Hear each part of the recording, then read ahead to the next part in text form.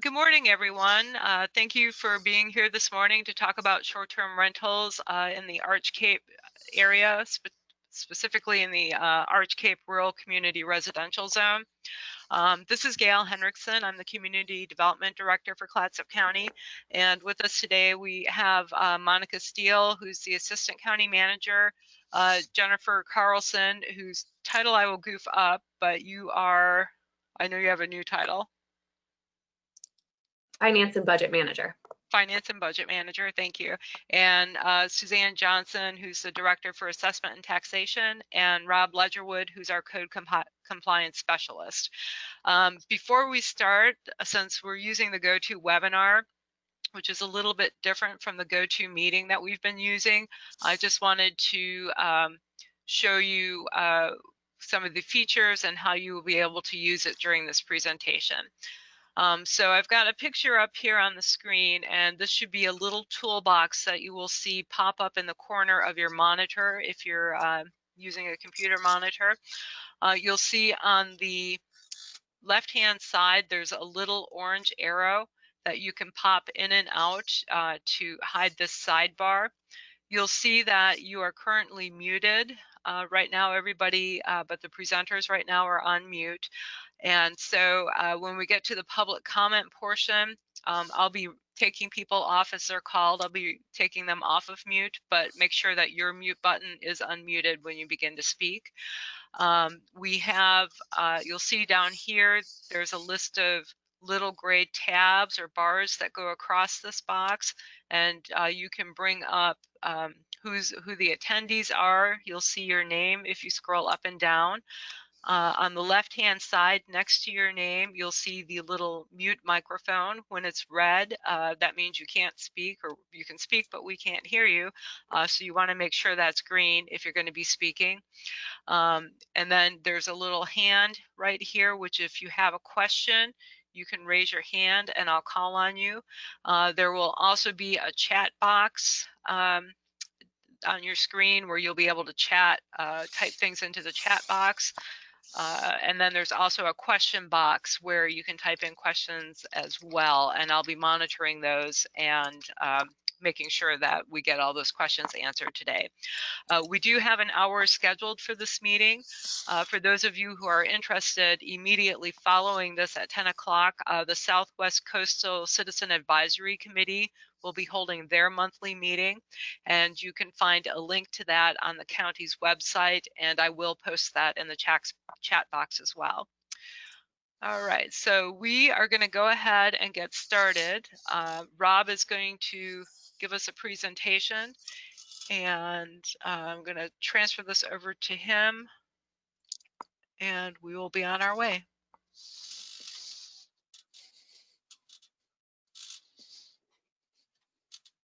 All right, good morning, everybody.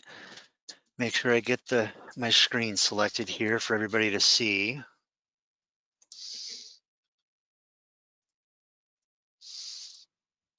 All right. My name is Rob. I'm a code compliance specialist here at Clatsop County. Thank you for joining our meeting about the Arch Cape short-term rentals. You know, code compliance deals with a lot of different complaints, and I just wanted to give everybody kind of an idea of the number of complaints that we've dealt with over the last year. I pulled the numbers a couple days ago, and we've had over 140 different code violation files created in that time. Now, these aren't all short-term rentals. We've had 35 short-term rental complaints issued in that same time frame. This kind of gives you an idea of some of the the volume of calls that we're dealing with here. Because we deal with such a large volume of calls, we do kind of prioritize the complaints that we receive. More severe issues that that can cause irreparable harm, development in floodways, river dumping, human waste, that kind of stuff are going to get a higher priority than issues that involve just like obtaining a permit for a sign or a setback violation, for instance. Here's an example of an auto wrecking yard. The middle picture here is an auto wrecking yard that's just adjacent to a wetland. These are things that we deal with quite regularly.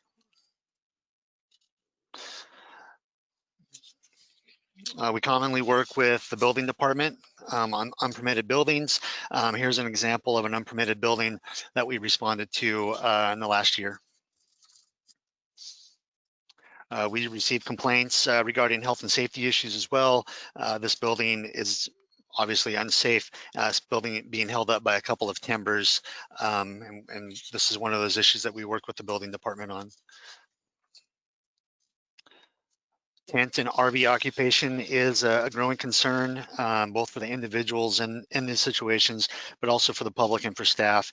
And so we work with folks in these situations to try to find compliance and also help these people out. Solid waste accumulation is an issue code compliance responds to frequently. Here's a few photos of some violations that we've responded to in the last year. Code compliance works with environmental health on septic system concerns. Here's a number of failing systems we have responded to over the past year, whether they're drain field issues, above ground septic pipe situations, or bubbling septic. We've kind of seen it all in this regard. And sometimes people don't even have a septic system. They use a number of different mechanisms for handling their black and gray water. These are obvious health and safety concerns for the occupant, staff, and for the public. As we kind of get through some of the volume of calls, we can kind of start talking a little bit about Arch Cape short-term rentals specifically. And as long as I counted all the purple dots correctly, I counted 66 permits that are in the AC RCR zone that we can kind of talk about here today. Now, I looked at the complaints that I received in the last year, and we received 8 complaints, or we have 8 violations for short-term rentals in the AC RCR zone. 3 of them involve operating without a permit.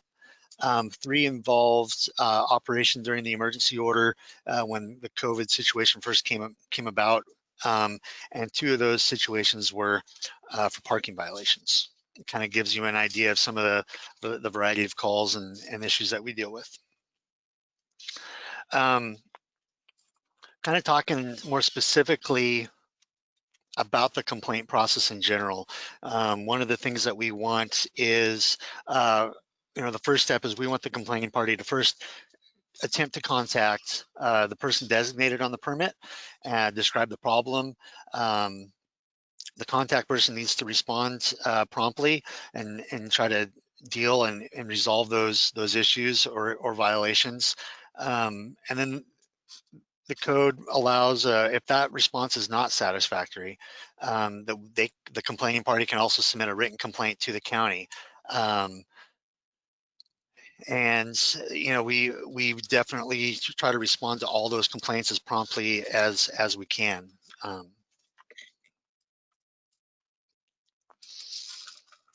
If and when co-compliance responds, we review those complaints. Sometimes we'll issue a notice of warning, a notice of infraction, and we provide a 30-day time frame for those violations to find compliance. After those 30 days, staff will review the response. And down here at the bottom, there's a number of different responses that we can include. One thing that we're looking at more is adding conditions to existing short-term rental permits. We can request new home inspections. We can suspend the short-term rental permit. We can revoke the permit, and then we can prohibit the owner from obtaining a new permit for up to 5 years. Some of those options that the code provides us. So moving forward, one of the things that we have looked at is bringing on a third-party software to help us monitor and address some of the complaints that we received. We're in the middle of bringing that online. It's the company, it's called Lodging Revs. We're looking at having that come online hopefully by the end of November. We're right in the middle of that implementation right now. Essentially what this is going to be is a hotline. It's a 24/7 bilingual hotline that folks can call, and that company would then document all those concerns. They would reach out to point of contacts and help staff address some of these violations and help with some of the volume of issues that we're dealing with. Next, Gail, is the public comment period. I think that if you want to take that back and go through the public comment for the pre-registered folks. Okay, so I did not pull up that list, so hold on a second here. So we did have several people who are pre-registered or requested to speak at this meeting. I know I'm going to pull out of order because I remember certain names while I'm looking up the list. So Charles Dice, would you like to go ahead and speak first, please? And I will go ahead and unmute you.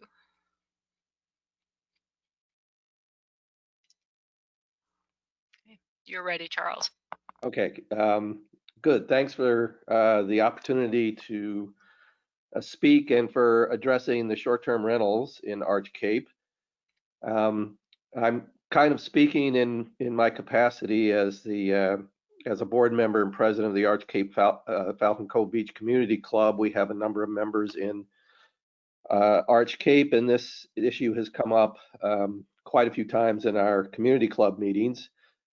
And kind of the common, I mean, we get a whole host of responses about bad behavior in short-term rentals, but the theme I'd like to kind of address this morning is the issue of notification and enforcement. A really common complaint is nobody knows who to call. There's no information posted on the short-term rental as to who the contact person is or what their phone number is. A lot of these issues crop up on the weekend, so there's nobody at the county for us to talk to or for the neighbors to talk to. And even if a complaint is filed with the county in writing by a neighbor, typically they don't hear back from the county. And they certainly don't hear back in writing from the county in response to their written complaint. So those are some things that I think are kind of low-hanging fruit that would certainly go a long way to taking a lot of the angst out of the issues surrounding short-term rentals. And then the sort of on another track, in these COVID times, a number of people have expressed concerns about the cleaning process. So they'll see, back-to-back turnovers occur on, a Friday or a Saturday, and the cleaners come in and do their thing for like an hour or 2 hours, and then they're gone. And that seems like a really short time, and the question really arises: is there any procedure, any approved procedure for cleaning practices? Certainly there is in the hotel industry, and there are OHA regulations in the hotel industry that require some very specific things to be done in the cleaning process in the COVID era. So that also is an area where I think the county could step forward and address those concerns. And it's a concern both for the renters themselves, who may be walking in right behind God knows who, as well as for the neighbors, many of whom, as I'm sure you're aware, are in the most critical group impacted by COVID, the seniors, because there's a lot of retired people down here. So that's what I had to say. Okay, thank you, Charles. Okay, next on our list is Guido Pepperoni. And before I take him off of mute, I wanted to also quickly point out that we do have some handouts available. If you look on your little control panel, you'll see a gray bar that says handouts 3 of 5. That'll include a copy of today's presentation that Rob made, a copy of the written comments that were pre-submitted, and a copy of Ordinance 1702, which addresses the short-term rental regulations in the Arch Cape area. Okay, Mr. Pepperoni, you are unmuted. Please go ahead. Thank you, Gail, very much for the opportunity to provide public comment. It's my understanding that Arch Cape has its own regulations at this time, and we had a previous meeting in Cove Beach as well, I guess similar to this one. Is the intent for the county to have one set of regulations for all of Clatsop County, or will you be having separate regulations for, let's say, Arch Cape, for Cove Beach, and for other places in the county? Thank you very much. Okay, thank you. This is Gail again. Initially, we had discussed internally as staff when the new countywide ordinance or unincorporated countywide ordinance was adopted in 2018 about eventually bringing the Arch Cape ordinance and the new ordinance together and unifying them. As we move forward through this process of meeting with different communities throughout the county, that will be something that we'll have to consider, because there may be different needs in different parts of the county based on where the short-term rentals are at. And so that's something that we'll be discussing with the communities as we move forward. Okay, next up we have Richard Henry. And I believe, Mr. Henry, you had also posed some questions about taxes in this area, and that is part of why we have brought out our big guns today, so that they can be here to help you with that. However, I do not see Richard Henry on our attendee list. Okay. All right, so we will come back to him. Up next is Bob Cirelli. And let's see. Mr. Cirelli, can you hear us?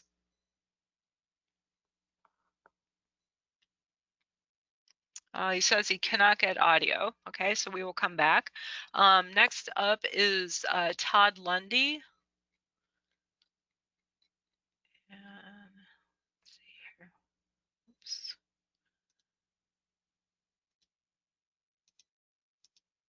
All right, Mr. Lundy, you'll need to take yourself off mute.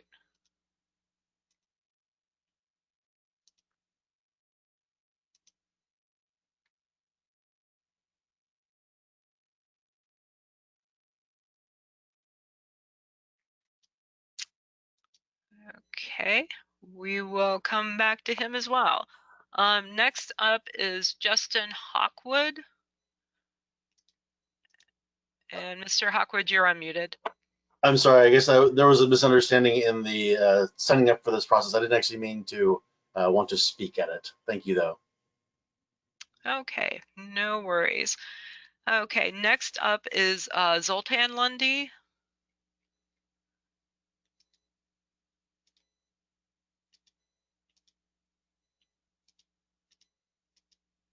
Testing. Okay. Yes, we can hear you.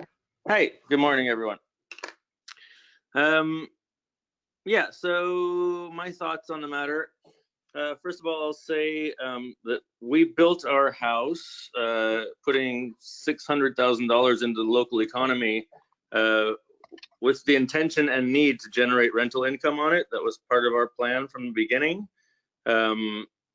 But we also built it to be able to enjoy with our family throughout the year. So short-term rental was the only option for us ever to build that house in Arch Cape and to keep our house. You know, if I mean, I'm not sure what we're talking about here, limiting short-term rentals in the area, but that would be devastating to us to not be able to have that income. Along those lines, you know, the short-term rentals, I mean, it's my understanding that the main economy in the area is tourism. So short-term rentals are participating in the local economy by, you know, catering to the tourist industry. We saw during the COVID shutdown, when short-term rentals were not allowed for a while, that it did hurt the local economy. We have a housekeeper, and we're one of her main sources of income, and she was without work, and she also works at a restaurant, and she was without work there because tourists couldn't come to the coast, largely because of the short-term rental restrictions, I think. I don't know if there was also restrictions on hotels or anything. But speaking of hotels, you know, it's supply and demand. So if we limit short-term rentals in the area, does that not just create more demand for hotels and motels? And do we want to see more of those in the area? Again, we're talking about Arch Cape, and it's not, you know, doesn't have hotels and motels and businesses. So, I mean, are we embracing Arch Cape as just a bedroom community of retirees and there shouldn't be short-term rentals there? Or does Arch Cape also participate in the local economy? So yeah, we're creating jobs and we're paying lodging taxes. What else? Let me look down my notes here. I guess those are my thoughts. The examples you gave of 8 violations in the recent past, I mean, it seems like a really low number of violations for 66 permits in the area. 3 of those violations were for people without permits, so that's kind of irrelevant to this argument because those people are breaking the law anyway. So I'm not sure how controlling short-term rentals would stop people from doing it without permits. If anything, it would probably make more people do it without permits, and that would limit the local income because of taxes and stuff. The 3 complaints about people renting during COVID, I would say shame on those people. That's terrible, but you know, they should be fined or whatever the consequences are. And 2 complaints about parking.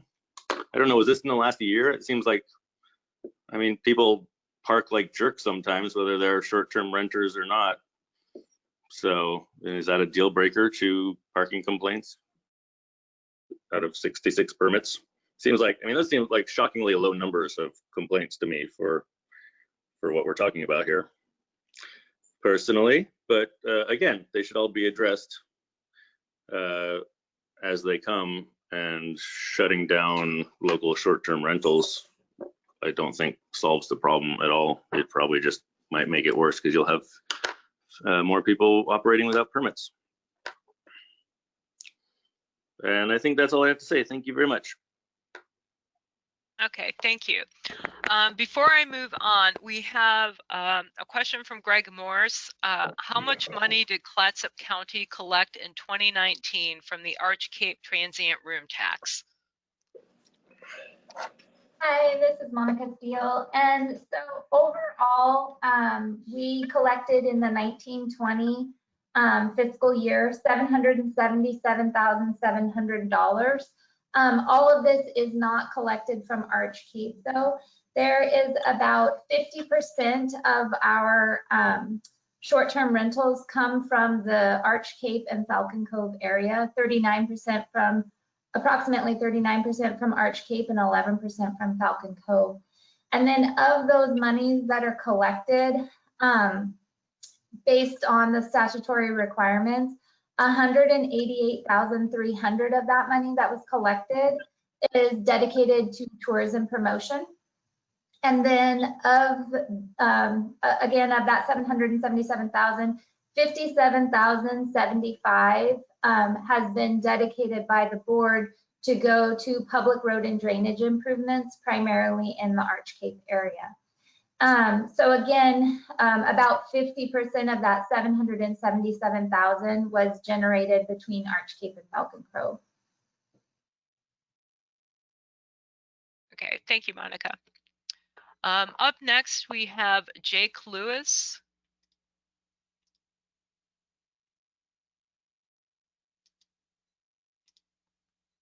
Okay, Mr. Lewis, you'll need to unmute. There you go. Okay, thank you, Gail. You know, my wife and I own a property in Arch Cape, and we absolutely love Arch Cape, and we consider ourselves part of the community, even though we, as was stated by Mr. Zoltan before, we, in order to help us afford that, we rent it out, and when we're not using it, and we need that to be able to enjoy the community. The thing that we do, and I'm hoping that this is you know, builds a relationship between the short-term rental owners and our neighbors, is we've tried to get to know our neighbors, even though we're not there as often as much as they are, and we try to be a good neighbors. We would never want any one of our guests to disturb the neighborhood, to park incorrectly, to cause any noise or other disturbances that could that make living next to us or around us unenjoyable. And we'd hope that our neighbors would reach out directly to us if there are issues that we can resolve with the guests and resolve those quickly. And that's our kind of mode of operandi. We don't know all of our neighbors, and it does raise an issue in my mind if I need to be able to do a better job of getting to know those other neighbors. But I think if the county is, you know, providing contact information, if there are issues, it allows the neighbors to respond directly to us. And you know, the gentleman at the beginning made the comment that it's not posted on the house, so sometimes they don't have a way to find out who those people are. And that's, you know, we would hope that our neighbors would have a way to to contact us, and that we could resolve those items quickly, because it's not good for the community if there are issues, and we want to be good neighbors in general, because it's absolutely a wonderful place to spend time and live. So appreciate the time, and as we think about this, we would love engagement with our neighbors and not conflict wherever there is. Thank you. Okay, thank you, Mr. Lewis. I want to admit that I have been very remiss. Commissioner Leanne Thompson is also in the meeting with us today. And Commissioner Thompson, do you have anything that you wanted to say to the community?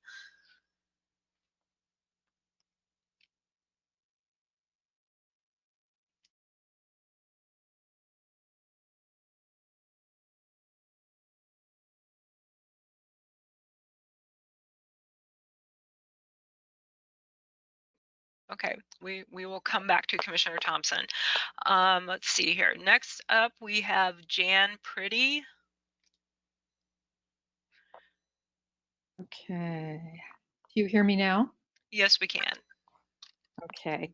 So my husband and I have lived here since 1979. So we're the neighbors that the previous gentleman is trying not to offend. And I'm sure he's sincerely doing his very best.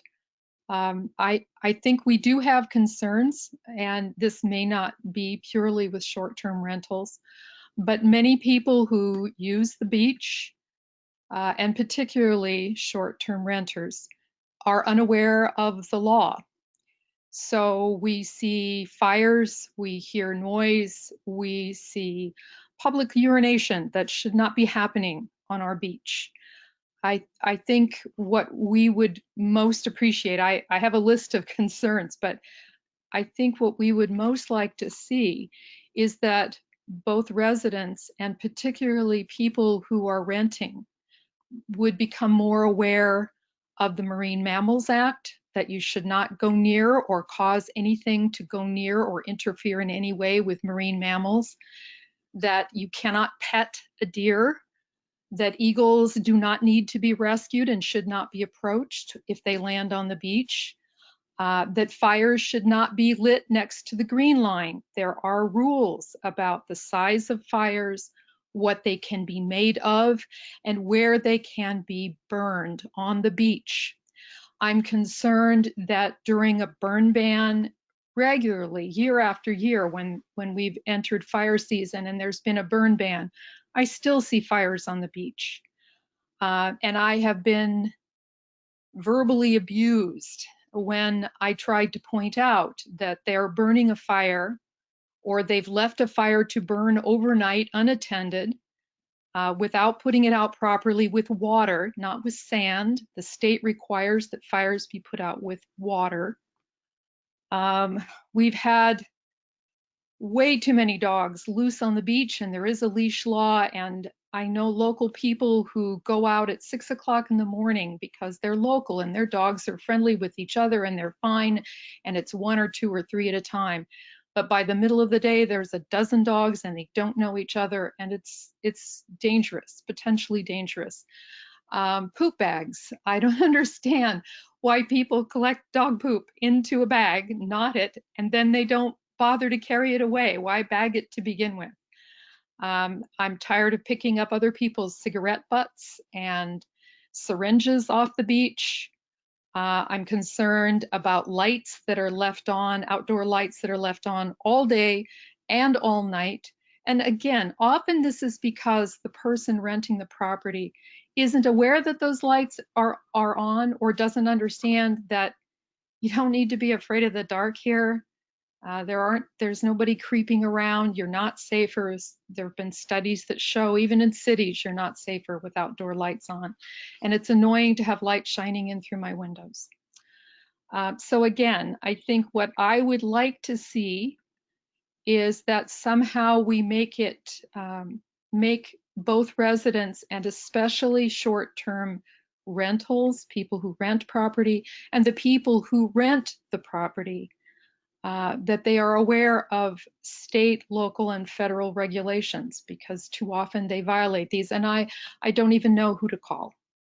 I have no idea.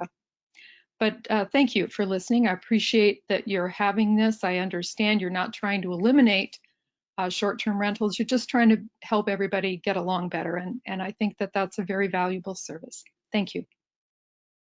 Okay, thank you. Greg Morse had a follow-up question regarding transient room tax, and he wants to know how much of that money was specifically spent in the Arch Cape Falcon Cove area.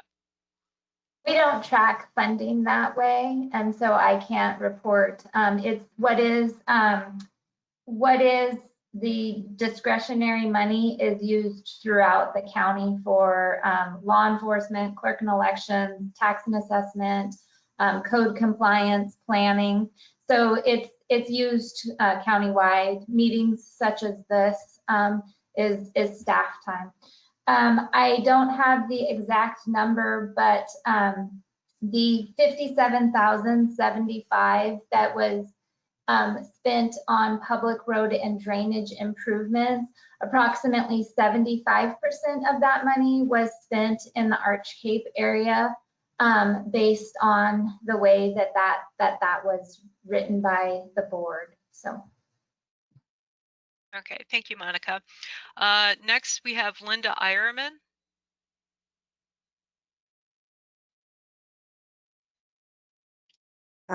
Can you hear me? Yes, we can. Thank you. Okay. I've been in Arch Cape about 20 years and been on several of the community committees. So I've talked to a lot of people about this subject. Just a few things to add. I don't know how the new compliance software is going to work, but one thing people tend to say is that they want to be anonymous in their reporting because they don't want to offend neighbors. They don't want to get a reputation of being gripers or whiners. So that has kept the number of complaints down, and you hear them neighbor to neighbor, but I don't think they get officially recorded. I don't know what to do about that, but I just raise it.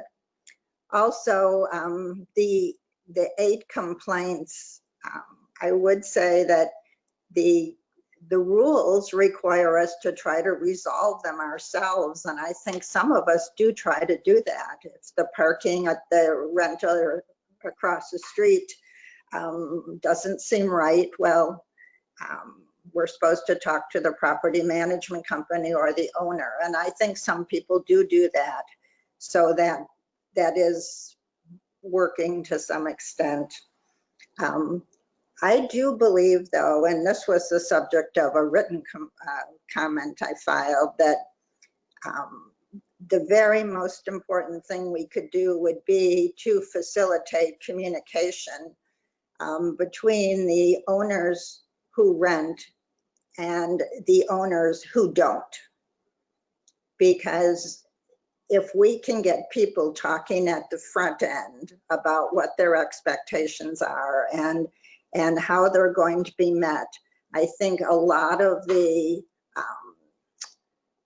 concern and resentment and worry that come along with having all these strangers in our community would be at least lowered. And there's a couple of ways I can think of to do it, and most of them, two of them have to do with the permitting process. And if there are going to be ordinance changes down the road, I would urge you to think about either moving this permitting process into a type 2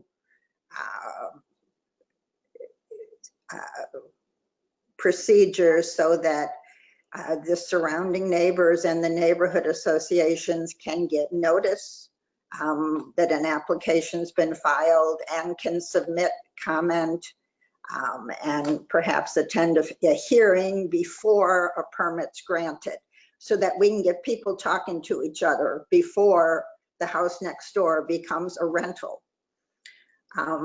Or a conditional use permit, like the bed and breakfasts have to go that kind of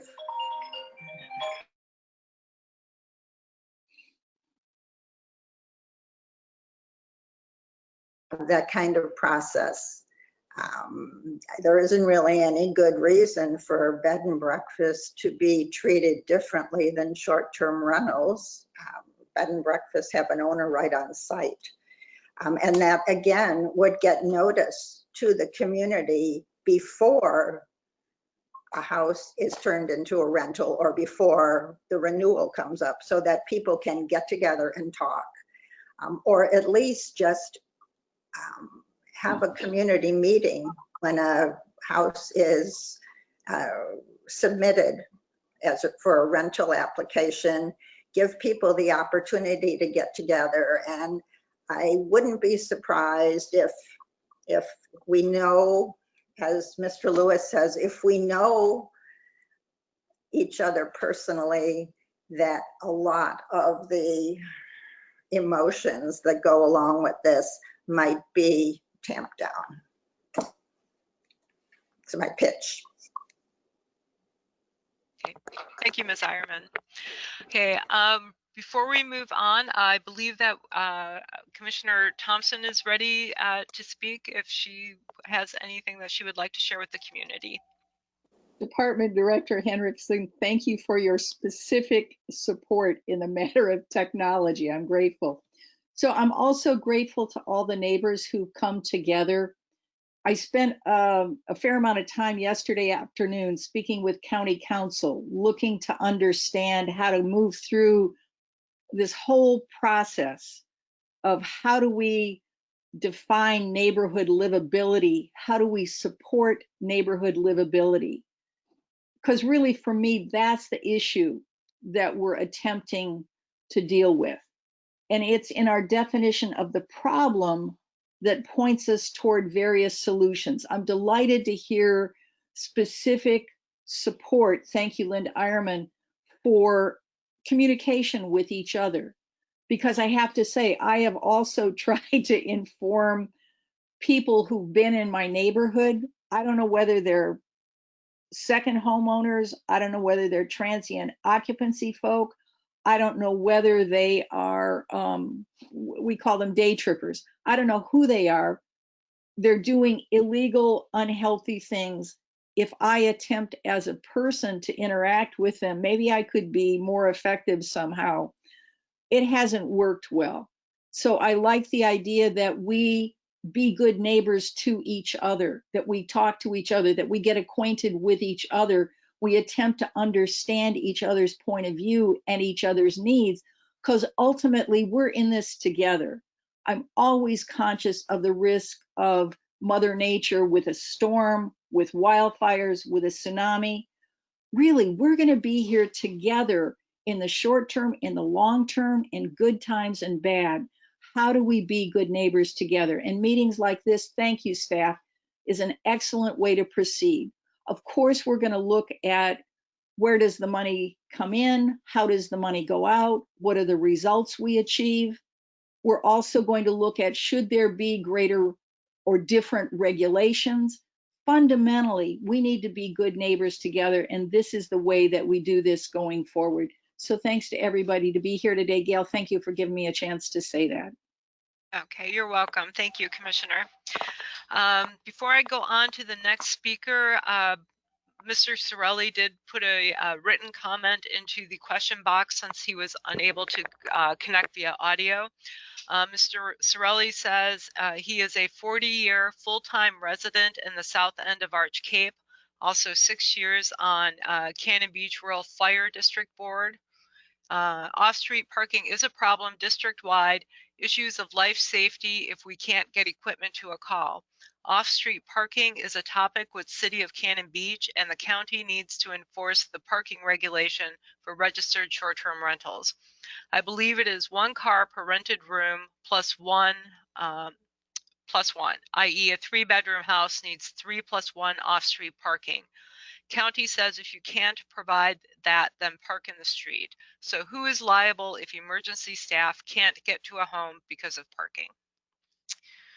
Okay, so our next registered speaker is John Hill.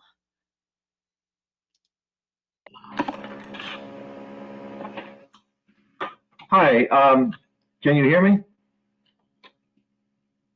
Yes, we can. Okay. Hey, well, thank you for providing the forum today and the platform for the property owners of both the non-rentals as well as those who do rent.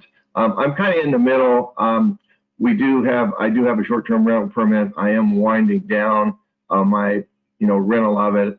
Some of it is COVID driven, and others that we're just spending more time on that. So my first question is, I have been receiving notifications via the Clatsop County on the people who have short-term rentals within 300 feet of me on that. So since communications looks to be one of the issues or solutions, can you tell me how, what percentage of those notices have gone out? Okay, so when we started the ordinance in 2018, well, Arch Cape has always had a notification requirement, but the new ordinance initially had the property owner sending out the notices. We eventually changed that to have assessment and taxation staff send out those notices because we were getting complaints that notices weren't being received by surrounding property owners. So we did change that with the latest amendment. We increased the distance up to 300 feet. I think it was originally 100 or 150 feet, and then put in the fee that the property owner will pay the county to send those mailings out. I know that Suzanne Johnson from Assessment and Taxation is here, but I'm not sure if she would have an answer for that or not, but I'll let her comment on that as well.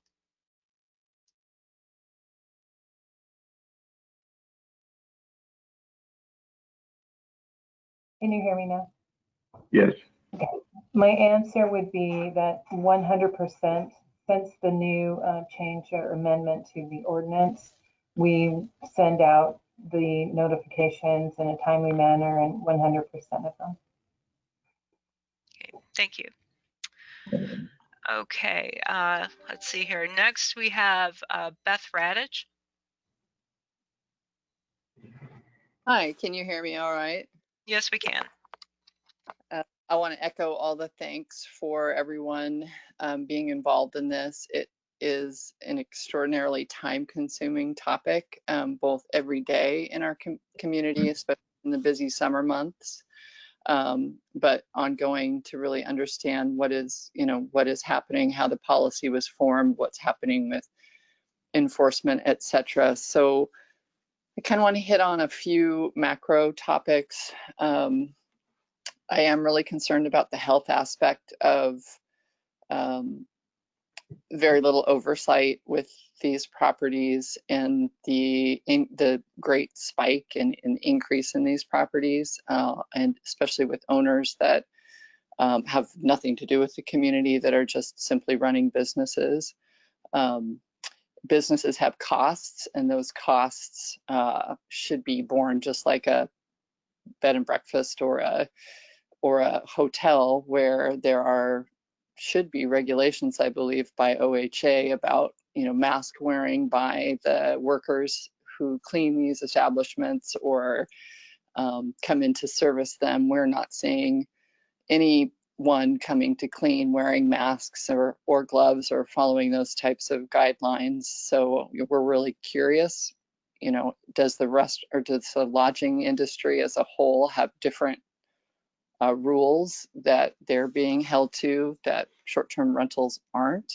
And if so, why? In terms of the cleanliness protocols, as well as the safety of the workers and the people that are staying in the houses, and how that bleeds into the community.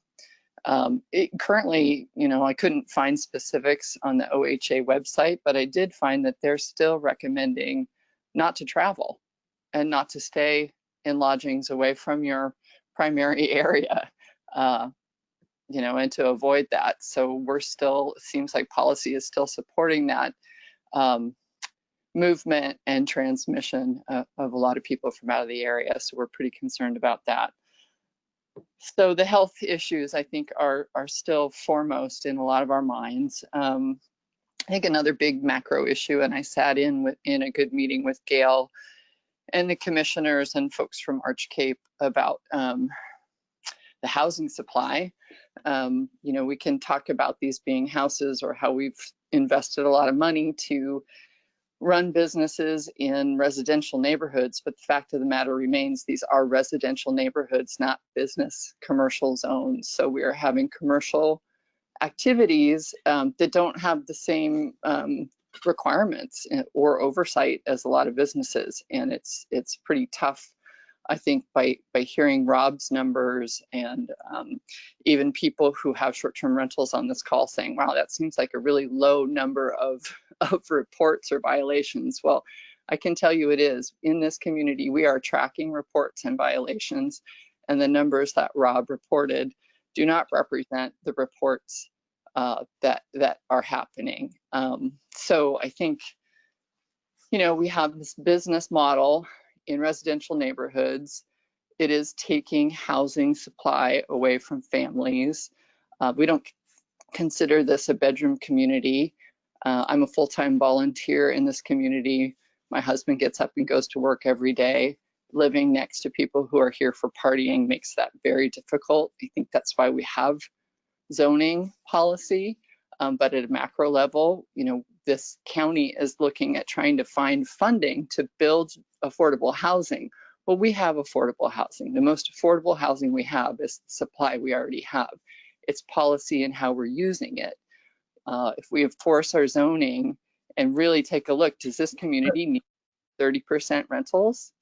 I don't think so. We need to have homes for teachers and drywallers and firefighters, and we are taking that supply away by zoning and not enforcing our zoning policy, and by allowing commercial businesses in residential areas.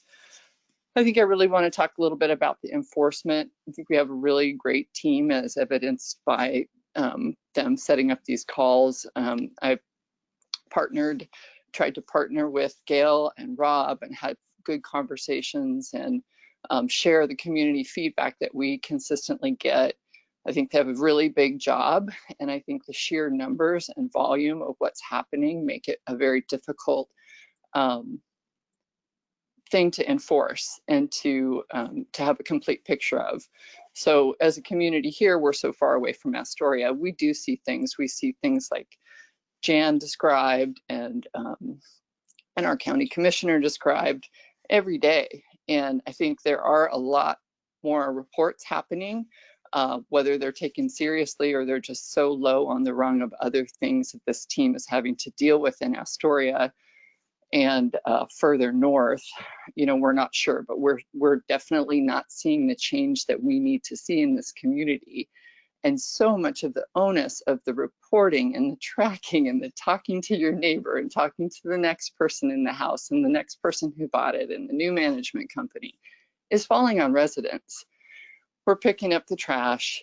You know, we're trying to have good conversations with people, but at the end of the day, it you know, becomes too much. And like I think Leanne maybe mentioned this, or Jan, you know, you're also putting yourself out there. It's fairly risky with people these days. You're trying to be distanced, but you're also getting a lot of pushback from owners, from their management companies. So I don't think the onus needs to be on the neighbors to fix this problem. We do live with it, and we have really tried to partner in kind of rolling up the information and the types of issues, providing data, providing evidence, but we're really still not seeing a change. So if we're going to allow businesses to run in non-commercial areas, those businesses need to take on the expense of ensuring their customers know what the rules are.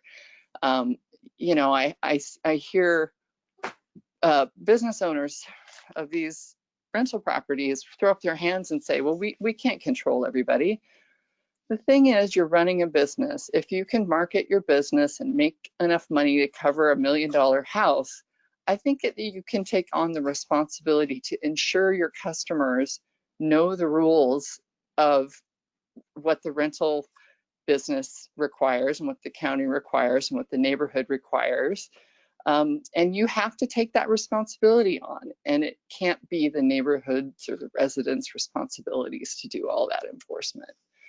So I think that kind of covers a lot of the micro on the ground stuff that we're still seeing every day. I think you know, the software system could be a single point of contact, but we're still not seeing, you know, fires shut down as they're happening. We're not seeing the lights get turned off at 2 o'clock in the morning without us having to wake up and, you know, look at who owns that house and is anyone going to respond, and they never do until the, you know, next day when the light doesn't matter anyway. So the enforcement is, as it stands, not really changing the dynamic. And I think it's not so much emotional, it's just you know, the rules need to be followed, they need to be enforced, and if they're not, there need to be consequences. And so without that kind of chain of action and you know, cause and effect and closure, we're not really seeing the situation at a macro level change. So thanks for the opportunity to comment. Okay, thank you, Beth. So we've got about 7 minutes left, and I know there's at least 3 of our attendees who have the Southwest Coastal meeting that they need to attend. Theodore Lundy, Todd, did you want to say anything?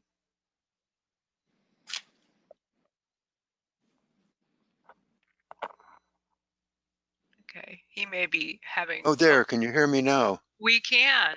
Oh, wonderful. I only have one comment, and that is that I think that I would encourage the regulations to include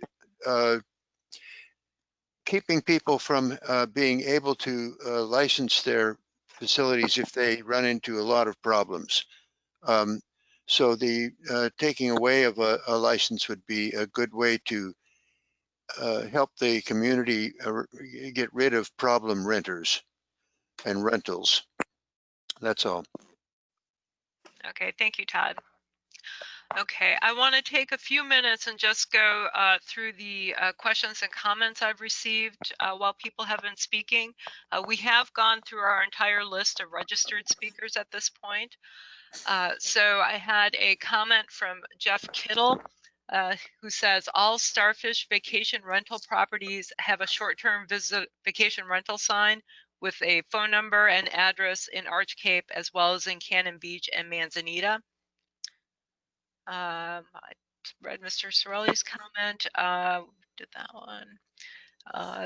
Zoltan Lundy had another comment that said it would be wonderful if the short-term rental permits came with a poster with all of the local rules about wildlife protection, beach fire, and local courtesy. We could be required to hang up this poster as we are required to hang up the permit, which is a great idea. Then Chris Chambers, let's see, talked about that. Jeff Kittle also had another comment that says professionally managed short-term vacation rental properties are the answer to many of these concerns. Professional standards, professional results. Charles Dice, I wanted to read this one out loud. He made a suggestion that he would like to see the county include the designated neighborhood organization, the Arch Cape Falcon Cove Beach Community Club, be included on all their distribution lists for short-term, he says for all short-term rental permit notices, which I guess would include even places out in Napa and Swenson. So we've got that. Joe Blecha said, thank you so much for speaking for the full-time residents here in Arch Cape and Cove Beach. We feel the same and could not have said it better. And that was, I believe, directed at Beth Radich's comments. And that concludes all the comments that I have. There are some written comments that are available on the handout sheet. I know that Linda Eierman has already spoken, covered many of her comments. I wanted to have Rob just take a few minutes to kind of explain what our next steps are and how we're handling these short-term meetings, rental meetings. This is not just a one-off type of thing, so I'm going to let Rob talk about that a little bit more. Thanks, Gail. Yeah, the idea here is we've identified 3 different communities in the county, the Falcon Cove community, the Arch Cape community, and then an area in the Clatsop Plains area that has, those are the areas that have a kind of the majority of short-term rentals in the county. So we're going to hold quarterly meetings for each one of those communities. And just to kind of talk about any issues that have come up the previous quarter, and provide an opportunity for those communities to provide additional feedback and encourage the communication that I think everybody has identified as really important in dealing with short-term rentals in different neighborhoods. Okay, thank you, Rob. Commissioner Thompson, before we prepare to close out the meeting, did you have anything else you'd like to say to the community? Well, hooray. Thank you everyone for coming. Thanks for the next meeting we're looking forward to. Okay, thank you. Okay, so following the meeting, there were a couple questions I got that I did not know the answer to, so I will follow up with answers for that. The documents from today, along with the recording and the list of questions and attendees, will be posted on the county's website, and we will send an email out to you with a link to that information either late today or sometime tomorrow. And then as we get closer to arranging the next quarterly meeting date, you'll be seeing an email from Rob that'll have the registration information just like we did today. So again, I want to thank everyone for being here. I particularly want to thank Commissioner Thompson and Suzanne Johnson and Jennifer Carlson and Monica Steele for being here, and of course Rob for leading this meeting and all the work that he does down in the Arch Cape area as well. So thank you very much, and we are concluded.